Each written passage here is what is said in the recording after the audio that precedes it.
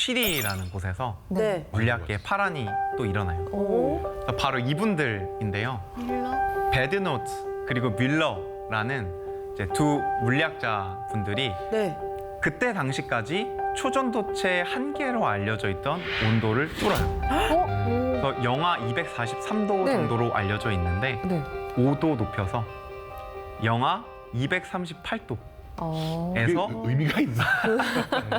근데 이거는 사실 그거랑 비슷한 거예요. 벼룩이 어떤 병에 뚜껑이 있으면 그만큼밖에 못 뛰잖아요. 네. 근데 뚜껑을 벗겨주면 마음껏 뛸 수 있죠. 네. 이 5도의 차이가 이 뚜껑을 벗겨준 거예요. 그 완전 벽이었던 거예요? 그쵸. 한계를 그러니까 다른 이제 물리학자들이 이거랑 비슷한 물질을 만들어야겠다 해서 조성을 조금씩 바꾸고, 그러니까 재료를 살짝 바꿔서 했더니 쭉쭉쭉쭉 온도를 더 올릴 수 있었던 거죠. 그리고서 쭉쭉쭉쭉이라고 하셨는데 지금 그래서 더 올라갔습니까? 그 그쵸. 이후로? 더 올라갔다는 얘기죠. 그 뒤로 쭉쭉쭉쭉 올라가서 약 영하 150도까지. 영화 많이 올랐다. 그래서 이 군의 이 물질 군을 저희가 고온 초전도체라고 불러요.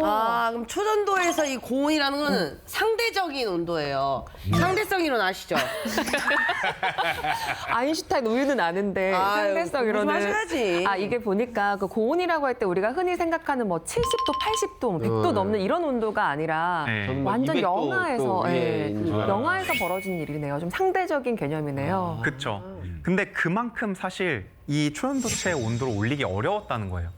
그래서 이렇게 우리가 생각하기에는 낮은 온도인데도 초전도를 연구하는 학자들 입장에서는 엄청나게 고온인 거죠. 그리고 아까 5도 올린 게 뭐가 대수냐라고 말씀을 하셨는데 이 5도 올렸다, 이 물질을 5도 올렸다고 발표했을 때 아무도 안 믿었어요, 처음에는. 말이 되는 정말 소리를 해라. 어려워. BCS 이론 있는데 이게 어떻게 올리냐. 딱 거기까지가 학술로 정해져 있는데. 그쵸. 딱 정해져 있는데. 근데 이 물질들, 고온 초전도체라고 하는 물질들은 구리라는 그리고 산소 요 두 가지가 포함이 돼 있어요.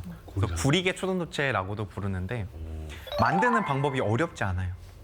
그래서 이분들이 만드는 방법을 공개를 하고 전 세계에서 또 재현을 했어요. 그래서 이제 재현이 됐고 사실로 받아들여졌죠. 와, 약간 그럼 이 정도의 연구 실적이면 이분들도 무슨 노벨상을 탔나요? 그럼요. 우와. 이분들은 정말 놀랍게도 이 물질을 발견하고 네. 얼마나 임팩트가 있었는지 그 다음 해에 노벨상을 받아요. 이야. 바로. 네, 바로 그 다음 해에 받았어요. 그렇다 보니까 학계가 열광의 도가니였어요.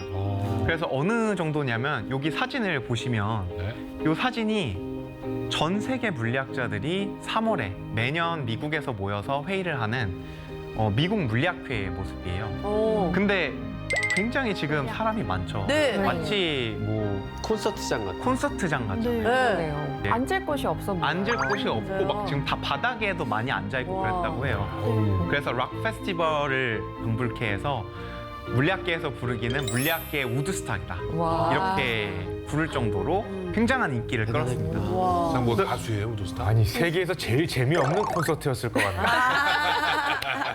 근데 물리학자들한테는 정말 막 신나요. 가슴 떨리는 흥미로운 경험이었을 거예요. 그래서 작은 방인데 당시에 2,000명의 과학자들이 참여했다고 하고요. 이 작은 방에. 방패가 그렇게 되기 정말 쉽지 네. 않을 텐데. 와, 저희 한국에서도 그리고 너무 사람들이 열정적으로 질문을 하고 서로 디스커션을 해서 다음날 새벽까지 이게 안 끝났다고 해요. 와. 그래서 진짜 밤새 이 사람들이 토론을 한 거예요. 이거에 대해서. 와. 이게 얼마나 엄청난 흥분을 사람들이 한 거죠. 이야. 그래서 이제 새벽까지 자지도 않고 이야. 초전. 우리 쌤도 그러면 이런 콘서트 이게 지금 한다 그러면 달려가실 거예요? 이런 일이 일어났다고 하면 네, 만약에 또 뭐 발표한다 그러면. 당연하죠. 야, 그 막 공부하는 사람들은 저런 게 재밌나 봐. 신기해. 아우, 난 저는 이렇게 이야기를 들으면서 너무 멋진 게 저 사람들이 진짜 물리학의 아이돌 아닙니까? 저분들이 저거를 하나하나 어떤 사실을 알아내기 위해서 얼마나 많은 밤을 지새고 맞아요. 노력하고 그렇죠. 끊임없이 포기하지 않고 도전하는지 네. 진짜 감동스럽네요. 그러니까요. 저런 분들이 있어가지고 내가 물리학자나 과학자들 되게 재미없게 생각을 했는데 이게 쭉 설명을 들어보니까 대단하신 것 같아요. 맞아요. 근데 놀라운 거는 이분들이 이렇게 열광적으로 반응을 얻었던 이 고온 추론도체는 아직도 또 설명을 못합니다. 지금 37년이 지났거든요. 그 이론이 없다는 거죠. 왜 그런지. 이분들도 만들었고 야 이거 된다. 근데 왜 되냐? 이렇게 된 거네요. 맞아요. 아. 희한하네. 왜안 되시고도 모르실까? 글쎄 그래도 놀라운 게 지금 5도 올렸다고 막 물리학의 우드스탁이다 하면서 막 콘서트장처럼 몰려서 막 노벨상 그 다음에 주고 와 하는 거잖아요. 네. 근데 우리 대한민국의 이번 LK99는 5도가 아니라 지금 상온이니까 네. 실제로 지금 이 온도에서도 될 수 있고 그거를 대한민국에서 만들었다고 하니까 이렇게 열광적인 거 아니겠습니까? 그쵸. 논문을 읽어보면 섭씨 100도씨까지 초연도 현상이 일어난다고 해요. 0에서 100도씨까지요? 네. 그러면 물 끓는 점까지 네, 간다. 끓는 점까지 또 일어난다고 어디에서 하니까 만들었어요? 굉장한 발견인 거죠. 예. 너무 놀라운 발견이니까 사실은 사람들이 믿기 어려울 수밖에 없고 그리고 학계에서 더 확실하게 검증을 할 필요가 있는 거죠. 네. 네.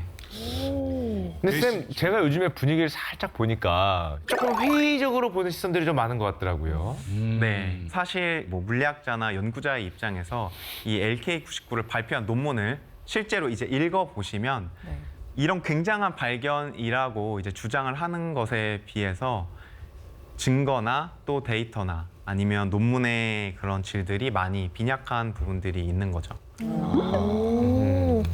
그 중에 하나가 이 자화곡선이 빠져 있어요. 자화? 곡선? 네, 자화곡선. 자화자찬. 뭐 무슨 뜻인가요? 이 자화곡선이라는 거는 이 물질의 자기적 성질을 뜻하는 거예요. 자기적 성질이라는 게 뭐냐면 저희가 자석들이 보통 자기적 성질을 가지고 있거든요. 얼마나 자석화되느냐 뭐 이런. 그렇죠. 얼마나 자석과 같은 성질을 보이느냐 또는 얼마나 자석과 반대되는 성질을 보이느냐 이런 것들을 보일 수가 있어요. 네.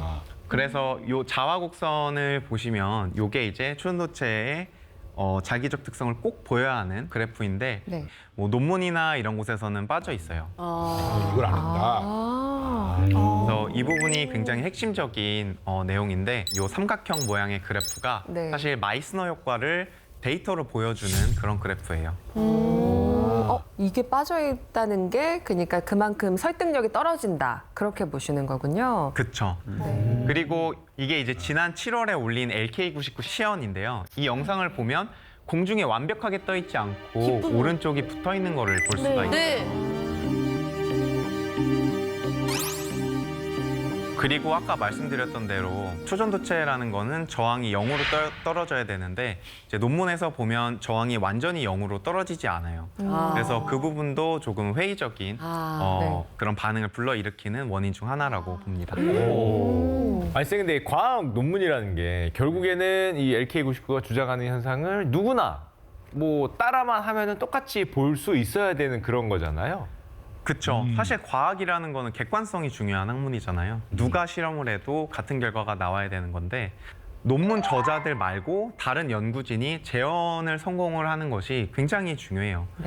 그래서 LK99 논문을 보시면 이걸 어떻게 만드는지 레시피가 상세히 나와 있어요. 그래서 세계적으로 연구진들이 이거를 재현을 하려고 많은 노력을 했는데 지금 현재 재현이 잘 안 되고 있는 거예요. 이거 관련해서 지금 우리나라뿐만 아니라 전 세계적으로 뭐 검증을 한다 이런 발표들이 되게 많았던 것 같은데 이거 네이처 아닙니까? 야. 맞습니다. 지난달 16일이죠. 이거는 이제 연구의 결과로 나온 어떤 논문은 아니고요.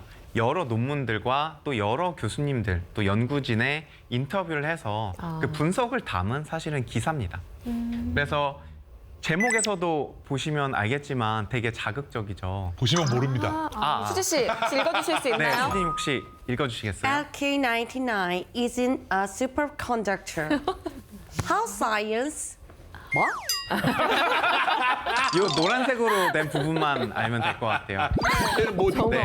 저건 무슨 단어인지 모르겠네요. 이 노란색으로 하이라이트 된 부분을 보시면 네. 뭐라고 하냐면 LK99는 초연도체 아니다 라고 지금 단정적으로 얘기를 했어요. 그래서 이 기사에 실린 연구 결과 중 하나가 이제 초전도성이 보이지 않고 오히려 전기가 잘 통하지 않는 절연체였다고 해요. 절연체, 네. 아까 유리 같은 거. 그런 그쵸. 거 마치 말씀하시는 유리나 뭐 이런 보석들 네. 같은 절연체였다고 해요.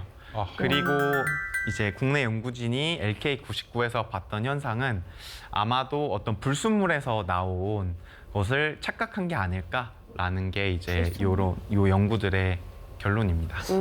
불순물. 이건 또 뭐야? 저게 이 영상은 미국 하버드 대학교 연구진이 인터넷에 올린 영상이에요. 네. 그래서 오. 데릭 반 게네프라는 이제 박사님이 재현 물질을 가지고 같은 실험을 했는데 LK99가 아니라 그냥 자석을 잘라서 저렇게 올려놔도 마치 LK99에서 보였던 그런 공중부양과 비슷한 그런 모습을 보인다고 지금 하는 영상입니다. 그럼 자석일 확률이 높다 그쵸. 이렇게 보시는 거예요. 마치 강자성체, 자석을 저희가 강자성체라고 하거든요. 네. 그래서 이 물질은 초전도체가 아니라 강자성체일 가능성이 있다고 말을 했어요. 그래서 한마디로 말하면 LK99가 초전도체가 아닐 가능성이 있다는 거죠. 근데 쌤 그러면 쌤이 해주신 이야기들을 다 들어보면은 과학계에서는 지금 회의적인 반응이 굉장히 많잖아요. 그럼 결론적으로 LK99는 초전도체가 아니라는 이야기일까요? 아직 최종 결론이 난 거는 아니에요. 그래서 이제 현재 LK 검증위원회가 생겼는데요. 미국이나 뭐 유럽이나 중국 등 뭐 해외에서도 많은 검증을 하고 있지만 한국에서도 독자적으로 이런 현상을 검증을 하고 있어요. 그래서 교차 검증이나 국내에서 재현이 완료될 때까지 아직은 결론을 낼 수 없다는 입장이에요. 그래서 굉장히 신중하게 이런 결론을 내리는 거에 대해서는 왜냐하면 사실 과학이라는 네. 게 저희가 검증에 시간이 걸릴 수도 있는 거기 네. 때문에 아직까지는 좀 신중한 네. 모습을 보이고 있습니다.